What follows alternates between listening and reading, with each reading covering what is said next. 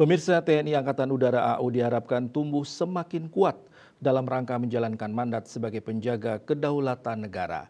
Keinginan ini disampaikan Marskal TNI Muhammad Tony Harjono setelah dilantik sebagai Kepala Staf TNI Angkatan Udara Kasau di Istana Kepresidenan Jakarta.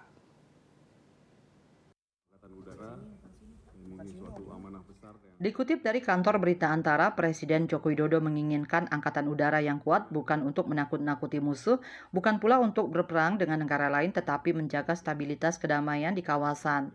Marsikal Tony berkomitmen meneruskan kebijakan yang sudah dititip oleh pejabat sebelumnya dan mengevaluasi berbagai kegiatan yang telah berjalan baik.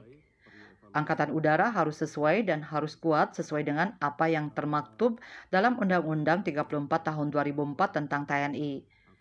Ia mengatakan tugas TNI Angkatan Udara yang dimandatkan oleh undang-undang adalah melaksanakan serta menjaga kedaulatan negara di udara, menegakkan hukum, dan menjaga wilayah udara yurisdiksi nasional sesuai dengan undang-undang yang berlaku secara nasional maupun internasional. Sudah jelas di situ tugas TNI Angkatan Udara di pasal 10.